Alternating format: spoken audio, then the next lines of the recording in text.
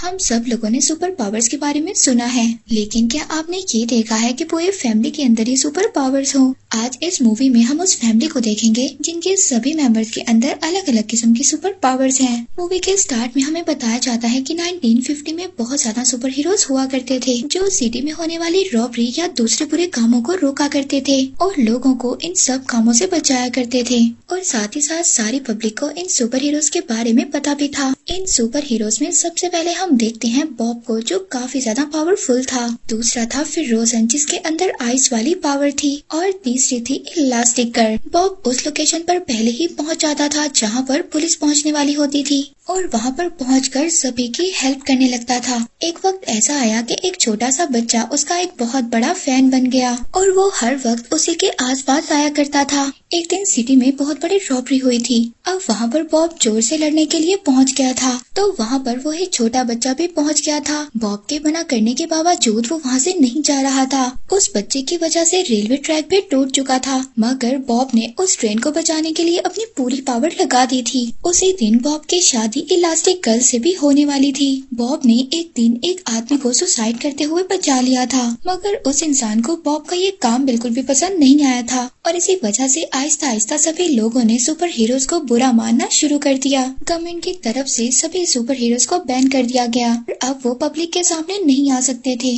अब इसी वजह से उन लोगों को छुप कर रहना था। अब इस मूवी की स्टोरी पहुंच जाती है 15 साल आगे, जहां पर गवर्नमेंट ने एक ऐसी ऑर्गेनाइजेशन बनाई थी जहां पर सुपर हीरोज को जॉब मिल सके। ये ऑर्गेनाइजेशन सुपर हीरोज को जॉब मिलने के लिए हेल्प किया करते थे और बॉब भी एक इंश्योरेंस कंपनी के अंदर जॉब कर रहा था। मगर बॉब अपनी इस जॉब से बिल्कुल भी खुश नहीं था। वो हर वक्त अपने बॉस की डांट सुना करता था और अब बॉब की एक फैमिली भी थी। एक दिन इलास्टिक गर्ल यानी कि बॉब की वाइफ को स्कूल से कॉल आती है कि उसके बेटे ने टीचर के साथ बदतमीजी की है। यहाँ पर इन दोनों की एक बेटी भी दिखाई जाती है जिसका नाम है वॉयलन और इसकी ये पावर थी कि ये इनविजिबल हो सकती है। अब जब रात को सभी लोग बैठकर डिनर कर रहे होते हैं तो इलास्टिक गर्ल बॉब से कहती है कि तुम अपने बेटे को समझाते क्यों नहीं हो, इसने आज भी अपने टीचर के साथ बदतमीजी की है। बॉब इन सभी बातों को सुनकर नजरअंदाज कर देता है और अपने रूम में चला जाता है। तभी यहाँ पर इसके दोनों बच्चे आपस में लड़ना शुरू कर देते हैं। यहाँ पर हम ये भी देखते हैं कि बॉब और फ्रोजन अक्सर मिला करते थे और अब प्रेजेंट टाइम में ये बिल्कुल भी सुपर हीरोज नहीं हैं, मगर अब भी इनको अगर कोई भी गलत काम नजर आता था तो ये वहाँ पर पहुँच जाया करते थे। अब इन दोनों को ये पता चलता है कि एक बिल्डिंग में आग लग गई है। ये दोनों अपनी सुपर पावर्स दिखाने के लिए उस बिल्डिंग में लोगों को बचाने के लिए चले जाते हैं, मगर ये काम इन्हीं पर भारी पड़ जाता है। वो लोगों को बचाते हुए एक शॉप के अंदर एंटर हो जाते हैं और तभी वहाँ पर पुलिस आ जाती है और उन दोनों को चोर समझ लेती है। अब जब बॉब घर वापस आता है तो इलास्टिक गर्ल बहुत ज्यादा गुस्से में थी। वो अपने हस्बैंड यानी कि बॉब से कहती है कि जब तुम्हें मना किया गया है कि तुमने सुपर पावर्स किसी को नहीं दिखानी तो तुम अपनी सुपर पावर्स का यूज क्यों करते हो। मगर बॉब अपनी वाइफ से कहता है कि ये तो हमारी ड्यूटी है, अगर हम ये काम नहीं करेंगे तो हमारे बदले ये काम कौन करेगा। मगर तभी इनकी ये फाइट देख लेते हैं इनके बच्चे। अब अगले दिन बॉब जब अपने ऑफिस जाता है तो अपने बॉस की बहुत ही बुरी बातें सुनता है, लेकिन इस बार बॉब को अपने बॉस की कोई भी बात बर्दाश्त नहीं होती। वो अपने बॉस को गले से उठाता है और दूर फेंक देता है, मगर वो इतना ज्यादा पावरफुल था जब वो अपने बॉस को फेंकता है तो 7 दीवारें टूट जाती हैं और उसका बॉस दूर जाकर गिरता है। अब वहाँ पर एक गवर्नमेंट ऑफिसर आता है। वो बॉब से कहता है कि अब तो तुम्हारी जॉब चली गई है, इसी तरह तुम्हारी कब तक हेल्प करते रहेंगे और अब तुम्हें अपनी मदद खुद करनी होगी। बॉब इन सब चीजों से बहुत ज्यादा परेशान हो गया था क्योंकि उसके पास कोई भी जॉब नहीं थी। अब जब वो घर आता है तो अपने सभी लेटर्स चेक करता है, तभी उसको एक मैसेज मिलता है एक लड़की का। वो इसको एक इन्फॉर्मेशन देती है। वो बताती है कि हम लोगों ने एक रोबोट बनाया था और उसकी पावर्स कुछ ज्यादा ही हो गई थी और अब हमें तुम्हारी हेल्प चाहिए। अगर तुम उस रोबोट को ऑफ कर पाओगे तो तुम्हें तुम्हारी एनुअल सैलरी से ज्यादा सैलरी दी जाएगी। अब बॉब उस लड़की की बात मान जाता है और उसको हाँ कर देता है, मगर ये बात वो अपने घर वालों को नहीं बताता और इस मिशन के लिए रेडी हो जाता है। वो लड़की इसको ये भी बताती है कि हमने इस रोबोट पर बहुत ज्यादा खर्चा किया है और ये रोबोट बहुत ज्यादा इंटेलिजेंट है और तुम इस बात का ख्याल रखना और तुम इस रोबोट से जितना लड़ोगे ये रोबोट तुम्हारी कॉपी करता जाएगा और जितना जल्दी हो सके बस इसको ऑफ कर दो और वहाँ से निकल जाओ। अब बॉब को उसी आइलैंड पर छोड़ दिया जाता है जहाँ पर वो रोबोट था। बॉब वहाँ पर उस रोबोट से लड़ने की बहुत ज्यादा कोशिश करता है, मगर वो रोबोट तो बहुत ज्यादा आउट ऑफ कंट्रोल हो चुका था। वहाँ पर वो रोबोट बॉब को मारने ही वाला था, मगर बॉब ने बड़ी ही चालाकी से उसके कुछ सिस्टम को खराब कर दिया था, जिसकी वजह से वो रोबोट अब खुद ही पर अटैक कर रहा था। अब बॉब अपने मिशन में सक्सेसफुल हो गया था और वो रोबोट खराब भी नहीं हुआ था बल्कि ऑफ हो गया था। अब इसके बाद बॉब को एक डिनर पर बुलाया जाता है। वहाँ पर वो उसी लड़की से मिलता है जिसने उसको मैसेज दिया था। वो लड़की इसको कहती है कि तुम्हें इसी तरह आगे ही ऐसे ही मिशन मिलते रहेंगे। बॉब अपने इस काम से काफी ज्यादा खुश था, क्योंकि एक तो वो अपनी सुपर पावर्स यूज कर रहा था और दूसरा उसके पास पैसे भी बहुत ज्यादा थे। और अब इसी वजह से वो अपने आप को ग्रूम करना स्टार्ट कर देता है और बहुत ज्यादा एक्सरसाइज करता है। पर तभी बॉब देखता है कि उसका कॉस्ट्यूम फट चुका था। अब वो अपनी पुरानी डिजाइनर के पास जाता है अपना कॉस्ट्यूम ठीक करवाने के लिए। वो कहती है कि तुम इस बेकार से सूट को छोड़ दो, मैं तुम्हारे लिए एक नया ड्रेस बना दूंगी। अब बॉब के पास एक नया मिशन आया था और अपने इस मिशन की वजह से बॉब को कहीं दूर जाना था। बॉब अब उस आइलैंड पर पहुंच जाता है जहां पर उसका मिशन था। यहाँ पर घर में इलास्टिक गर्ल को पता चल गया था कि बॉब का सूट घर पर नहीं है और तभी ये मालूम करने के लिए वो उसी डिजाइनर पर कॉल कर देती है। आइलैंड पर जब बॉब पहुंच गया था तो वहाँ पर तो वो ये वेट कर रहा था कि शायद मेरी किसी के साथ मीटिंग होगी, मगर वहाँ पर तो एक बहुत बड़ा रोबोट आ गया था और वो आते ही सार बॉब पर अटैक कर रहा था। और उस रोबोट के साथ एक लड़का भी था। ये वही लड़का था जो 15 साल पहले छोटा सा बच्चा था और वो बॉब का बहुत बड़ा फैन था और उसको बॉब ने डांट कर वहाँ से भगा दिया था। वो लड़का बॉब को काफी ज्यादा हर्ट करता है और कहता है कि आज से 15 साल पहले तुमने मेरी हेल्प करने से इनकार कर दिया था और आज मैं इतना ज्यादा सक्सेसफुल हूँ कि तुम्हें ही हरा सकता हूँ। बॉब अपने आप को बचाते हुए पानी में कूद जाता है और जब वो केव के जरिए पानी से बाहर आता है तो उसको पता चलता है कि उसके साथी को भी इसी लड़के ने मारा है। दूसरी तरफ इलास्टिक गर्ल वही डिजाइनर से मिलती है। वो डिजाइनर अब इलास्टिक गर्ल को उसकी पूरी फैमिली के कॉस्ट्यूम दिखाने लगती है कि तुम्हारे बच्चों के अंदर जैसी पावर्स हैं उसी के अकॉर्डिंग मैंने उनके कॉस्ट्यूम बनाए हैं और ये हमेशा उनके साथ रहेंगे। तुम भागो दौड़ो या इनविजिबल हो जाओ या कुछ भी करो।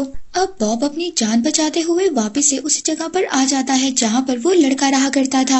अब ये बड़ी चालाकी से उस जगह पर पहुँच जाता है जहाँ पर बहुत बड़ी स्क्रीन थी और वहाँ पर एक पासवर्ड लगा हुआ था। और वहाँ पर आकर बॉब को ये बात पता चलती है कि इस इरा में जितने भी सुपर हीरोज थे सभी को इस लड़के यानी कि सैंड्रोम ने मार दिया है। वहीं पर दूसरी तरफ इलास्टिक गर्ल ये सोच रही थी कि बॉब पता नहीं कौन सी मुसीबत में फंस गया है। अब वही लेडी डिजाइनर उसकी हेल्प करती है और उसको एक गैजेट देती है और कहती है कि ये एक ऐसा गैजेट है जिससे तुम पता लगा सकती हो कि बॉब कहाँ पर है। अब जैसे ही इलास्टिक गर्ल उस गैजेट का बटन प्रेस करती है बॉब के पास सिग्नल पहुँच जाता है और उस जगह की गन मशीन बॉब पर अटैक कर देती है। इलास्टिक गर्ल को ये बात पता चल गई थी कि बॉब किसी न किसी मुसीबत में है। कॉस्ट्यूम लेकर पैकिंग कर वहाँ से जाने वाली थी, लेकिन उसी वक्त दोनों बच्चे भी ये देख लेते हैं कि उनकी मदर कहाँ पर जा रही है। और फिर हम इलास्टिक गर्ल को एक जेट में देखते हैं। वो वहीं पर पहुंचने वाली थी जहां पर से उसको सिग्नल मिल रहे थे। वहां पर सैंड्रोम ने बॉब को पूरी तरह से बंदी बना लिया था। यहाँ पर इलास्टिक गर्ल को पता चलता है कि जेट के अंदर उसके दोनों बच्चे भी साथ आ गए थे। अब वहाँ पर इलास्टिक गर्ल जहाँ से गुजर रही थी वो उन लोगों को इन्फॉर्मेशन देती है कि ये एक गवर्नमेंट जेट है तो आप लोग इस पर अटैक मत करें। अब ये बात सुनते ही सैंड्रोम वहाँ पर उसके जेट पर फायर कर देता है। इलास्टिक गर्ल अपनी बेटी से कहती है कि जल्दी से अपना कवर बनाओ, मगर वो ऐसा नहीं कर पाती और तभी वहाँ पर ब्लास्ट हो जाता है। मगर इलास्टिक गर्ल अपने दोनों बच्चों को बचा लेती है और वो तीनों पानी के ऊपर गिर जाते हैं। वहाँ पर बॉब को सैंड्रोम पर बहुत ज्यादा गुस्सा आ रहा था। बॉब के पास वहीं पर वो लड़की भी आ जाती है जिसने बॉब को सारी इन्फॉर्मेशन दी थी। बॉब कहता है कि मैं इस लड़की को मार दूंगा। सैंड्रोम कहता है कि तुम इसे मार दो, मुझे कोई फर्क नहीं पड़ता। दूसरी तरफ हम इलास्टिक गर्ल को देखते हैं जो अब अपने बेटे की हेल्प से इलास्टिक गर्ल अपने बेटे की हेल्प लेती है और खुद को एक बोट बना लेती है। अब वो लोग बचकर एक केव के अंदर आ गए थे। इलास्टिक गर्ल अपने दोनों बच्चों से कहती है कि मुझे तुम्हारे फादर के पास जाना होगा और तुम मुझसे प्रॉमिस करो अगर तुम्हारे ऊपर कोई भी मुसीबत आएगी तो तुम अपनी पावर्स को यूज करोगे। अब इलास्टिक गर्ल भी पहुंच जाती है सैंड्रोम के लैब में, मगर वहां पर वो एंट्रेंस पर फंस जाती है। वहां पर वो गार्ड को एक दो पंच लगाती है और एक्सेस कार्ड लेकर वहां से निकल जाती है। दूसरी तरफ इलास्टिक गर्ल का बेटा केव में घूम रहा था, मगर तभी उसे पता चलता है कि उन्हें इस केव से बहुत जल्दी बाहर निकलना होगा क्योंकि जो रॉकेट लॉन्च हुआ था उसकी सारी की सारी गर्मी इसी केव में थी। अब वो दोनों बहन भाई एक फॉरेस्ट में पहुंच जाते हैं। दूसरी तरफ बॉब उस लड़की का गला पकड़ लेता है कि उसने उसको धोखा दिया था, लेकिन वो लड़की बॉब से कहती है कि तुम्हारी फैमिली अभी भी जिंदा है और इसी आइलैंड पर है। वहाँ पर फॉरेस्ट में सिबलिंग्स को ये पता चलता है कि उनके आसपास बहुत सारे लोग हैं जो इन पर अटैक करने वाले हैं। अब ये दोनों यहाँ पर अपने सुपर पावर्स यूज करते हैं। बॉब का बेटा बहुत तेज भागता है, वो इतनी तेज भाग रहा था कि पानी पर भी भाग सकता था। और इन्हीं सब के बीच में इलास्टिक गर्ल ने बॉब को भी बचा लिया था और तभी उन्हें पता चलता है कि उनके बच्चे बहुत बड़ी मुसीबत में हैं। अब चारों एक फॉरेस्ट में पहुंच जाते हैं, मगर तभी वहां पर सिंड्रोम आ जाता है और वो दोबारा से अपनी पावर्स यूज करता हुआ इनको पकड़ लेता है। वो इनसे कहता है कि अब पूरे सिटी को कौन बचाएगा, सिर्फ मैं ही बचाऊंगा, क्योंकि मैंने सभी सुपर हीरोज को तो मार ही दिया है और ये जो बड़ा सा रोबोट मैंने सिटी में भेजा है ये सिर्फ और सिर्फ मेरे कंट्रोल से चलता है। तभी यहाँ पर बॉब की बेटी अपनी पावर्स का यूज करती है और ये चारों यहाँ से भाग जाते हैं। अब इन लोगों को सिटी तक जाने के लिए एक प्राइवेट जेट चाहिए था। तभी दूसरी तरफ सिटी में फिर रोशन देखता है कि एक बहुत बड़ा रोबोट आ गया था और सब पर अटैक कर रहा था। तभी वहाँ पर सिंड्रोम भी आ जाता है लोगों को बचाने के लिए। जैसा कि उसने सोचा था कि वो खुद ही का अपना एक रोबोट लाकर सबके सामने खड़ा कर देगा और फिर लोगों को बचाकर सबकी नजरों के सामने सुपर हीरो बन जाएगा।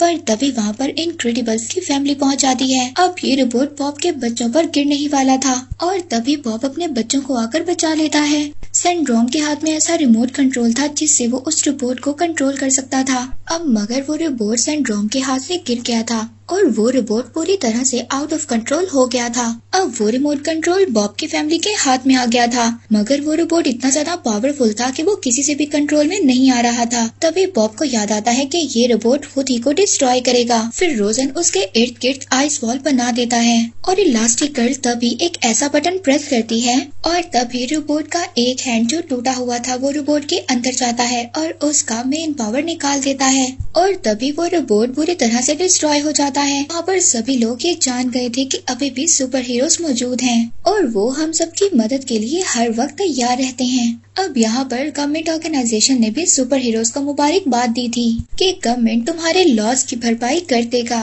ये स्टोरी अभी कहाँ खत्म होने वाली थी, तभी सिंड्रोम पहुँच जाता है इनक्रेडिबल फैमिली के घर पर। वहाँ पर वो उनकी फैमिली के सबसे छोटे मेंबर यानी कि बॉब के सबसे छोटे बेटे को उठाकर ले जाता है और तभी हमें पता चलता है कि उस छोटे बच्चे की क्या पावर्स हैं। बॉब का सबसे छोटा बेटा सिंड्रोम को इतना ज्यादा परेशान करता है कि सिंड्रोम के हाथों से वो छूट जाता है। तभी बॉब इलास्टिक गर्ल को हवा में उड़ाता है और वो अपने बेटे को पकड़ लेती है, मगर सिंड्रोम यहाँ पर नहीं बच पाता, वो जेट के अंदर फंसकर मर जाता है। मूवी के लास्ट में हम देखते हैं कि बॉब ने अपने बेटे को रेस में जाने की परमिशन दे दी थी और तभी हम देखते हैं एक बहुत ही बड़ी रोबोटिक मशीन शहर को डिस्ट्रॉय करने के लिए पहुँच गई है और सभी ने अपने मास्क पहन लिए हैं। इसका मतलब ये है कि ये सभी सुपर हीरोज थे और ये अपनी सुपर पावर्स का यूज कर सब लोगों को बचा लेंगे। और इसी के साथ ये मूवी यहीं पर एंड हो जाती है।